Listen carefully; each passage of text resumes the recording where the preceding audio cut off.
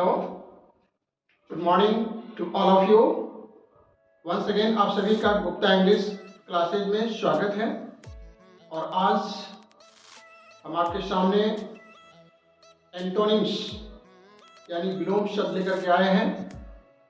20 की संख्या में है और उसे हम लोग समझने की कोशिश करेंगे, उसका वाक्य बनाने की कोशिश करेंगे और किस संदर्भ में कैसे इसका इस्तेमाल किया जाता है इसके बारे में हम लोग जानने की कोशिश करेंगे। आइए देखते हैं। तो एंटोनिम्स क्या होता है? एंटोनिम्स को हम अपोजिट वर्ड्स के रूप में भी जानते हैं, है ना, जिसका उल्टा अर्थ निकलता है। हिंदी में इसे हम लोग विलोम शब्द या विपरीतार्थक शब्द के रूप में भी जानते हैं। तो ऐसे शब्दों का स्टॉक, ऐसे शब्दों की जानकारी इंग्लिश को समझने में बहुत कामयाब रहता है, बहुत ही अच्छा रहता है। इसलिए ऐसे शब्दों को हम लोगों को सीखने की और समझने की आवश्यकता है। ठीक है, यह प्रतियोगी परीक्षाओं में तो आता ही है, साथ ही साथ जो नीचे क्लास के जो बच्चे हैं उनकी परीक्षाओं में भी इस तरह का अपोजिट वर्ड या एंटोनिम्स के प्रश्न आते हैं। और तो इस तरह के ऐसे शब्दों को वाक्य में हमको बार बार इस्तेमाल करके उसको समझने का कोशिश करना है। आइए हमारे साथ कोशिश करें। एंटोनिम्स का मतलब होता है हैविंग द अपोजिट मीनिंग। ऐसे शब्द जिनका अपोजिट अर्थ निकलता है, ठीक उल्टा अर्थ निकलता है, उसी को हम एंटोनिम्स कहते हैं। कभी कभी परीक्षाओं में अपोजिट लिख देता है और कभी एंटोनिम लिख देता है। ठीक है, तो ऐसे शब्दों के बारे में हम लोगों को कुछ अधिक से अधिक जानकारी प्राप्त करना चाहिए।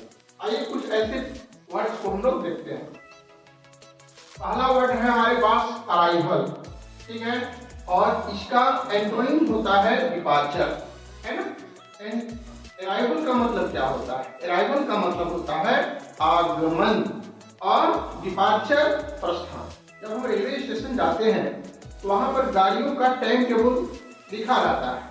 जो गाड़ी आने वाली होती है उसके आगे अराइवल और जाने वाला जो गाड़ी है का टाइम टेबल है उसमें डिपार्चर लिखा रहता है ना। रेलवे स्टेशन पर देखते हैं या आपके स्कूल में भी, है ना, आगमन और प्रस्थान का एक कॉलम होता है। अपनी हाजिरी जहां बनाते हैं तो उसमें अराइवल आगमन और डिपार्चर क्या होता है? प्रस्थान होता है। तो बहुत ही सहज चीज है, साधारण चीज है, लेकिन हमको इसके सेंटेंस में इसका प्रयोग करने की कोशिश करनी चाहिए। ठीक है, दूसरा वर्ड है हमारे पास अटैक। अटैक का मतलब क्या होता है? हमला करना।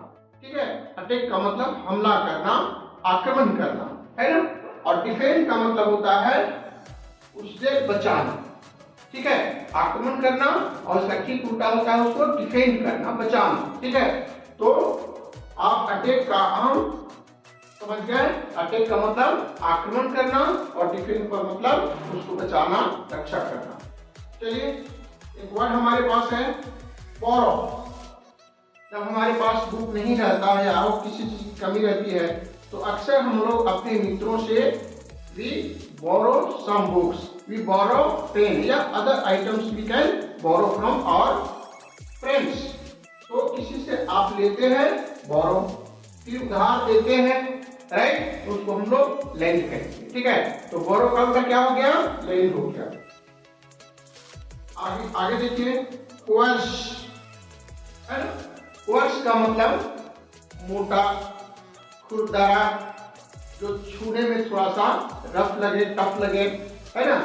तो मोटे अनाज को हम लोग कोर्स कह सकते हैं, जो मोटा होता है, रुखड़ा होता है ना। और स्मूथ का मतलब जो बिल्कुल चिकना हो, सॉफ्ट हो। जैसे curd is soft, curd is soft. ठीक है, बट सम क्वर्स, क्वर्स का मतलब जो रूखा हो। द फर्श इज क्वर्स, है ना। द क्लॉथ इज क्वर्स, है ना। तो इस तरह से जो रुखड़ा है, कड़ा है, उसके लिए हम लोग क्वर्स का इस्तेमाल करते हैं। और स्मूथ का मतलब चिकना होता है, राइट। कलेक्ट, कलेक्ट का मतलब क्या होता है? ये वर्ब है, दोनों वर्ब है। ठीक है, कलेक्ट का मतलब जमा करना। जो जमा करता है वह कलेक्टर होता है, कलेक्टर होता है ना। लेकिन यहाँ पर वर्ब है कलेक्ट का मतलब जमा करना, ठीक है। जो जमा करता है वो कलेक्टर कहलाता है। और कलेक्ट का ठीक उल्टा होता है स्कैटर। स्कैटर का मतलब छितराना, यत्र तत्र इधर उधर जो फेंका हुआ है, चितराया हुआ है, उसको हम लोग स्कैटर कहते हैं। जैसे इसी से आप पढ़े होंगे स्कैटरिंग ऑफ लाइट। उसमें लाइट क्या होता है, उसका छितरा जाना। Scattering of light, scattering of any item you can say, ठीक है। एक वर्ड है कंसील। कंसील का मतलब होता है टू हाइड। कंसील का मतलब होता है टू हाइड, है ना, मतलब छिपाना। किसी से कोई चीज छिपाना को हम लोग कंसील कहते हैं। इसको हम लोग टू हाइड भी कह सकते हैं, टू हाइड, राइट। अब इसका उल्टा क्या होगा, इसका होगा रिवील। से रिवील्स आवर सेक्रेट, उससे हमारी जो छिपी हुई बात है उसको रिवील कर दिया, है ना, तो इसको हम लोग कहेंगे रिवील। उसको प्रदर्शित करना, लोगों को बता देना, शो कर देना।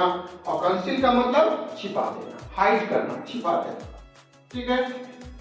एनमिटी, ठीक है। We must avoid enmity and develop friendship, right. तो एनमिटी का मतलब होता है शत्रुता। शत्रुता को हमको खत्म करना चाहिए। You must avoid it, right. And friendship, we must develop friendship, right. तो एनमिटी का मतलब होता है शत्रुता, फ्रेंडशिप दुश्मनी, है ना। फ्रेंडशिप का मतलब क्या होता है, दुश्मनी। एनमिटी का मतलब शत्रुता, राइट। ठीक इसका ऑपोजिट में है। और ये दोनों क्या है, नाउन है। जिस वर्ड में शिप लग जाता है वह क्या बन जाता है, एब्स्ट्रैक्ट नाउन बन जाता है ना। और ये भी आपका शत्रुता, ये भी आपका एब्स्ट्रैक्ट नाउन है। चलिए, फैमिलियर। फैमिलियर का उल्टा होता है स्ट्रेंज। फैमिलियर का मतलब जिससे आपकी जान पहचान है, जिससे आप परिचित हैं। This man, this item is familiar to me. वह आदमी उनसे परिचित है। लेकिन जो अनजान है उसके लिए हम लोग क्या कहेंगे, स्ट्रेंज।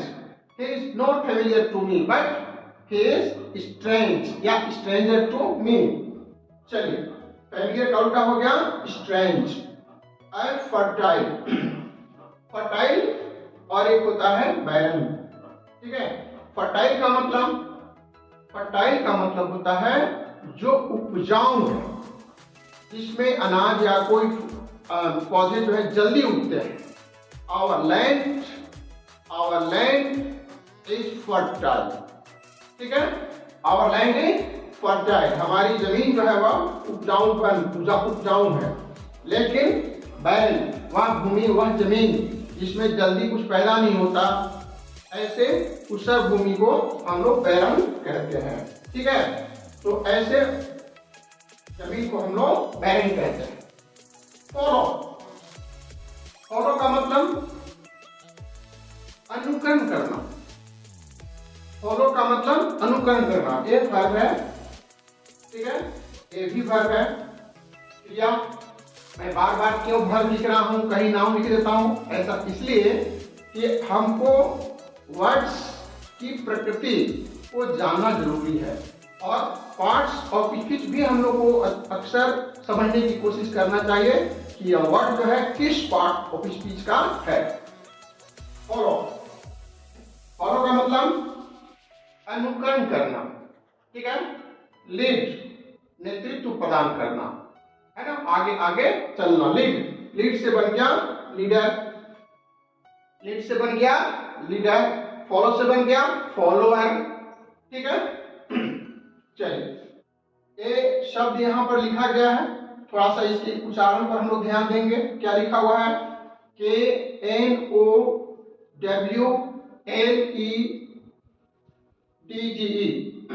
नॉलेज, ठीक है।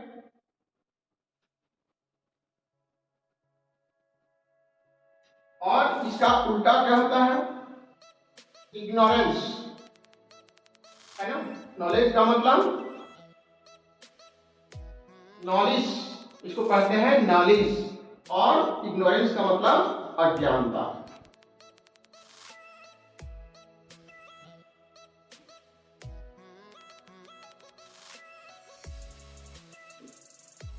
ठीक है, नॉलेज,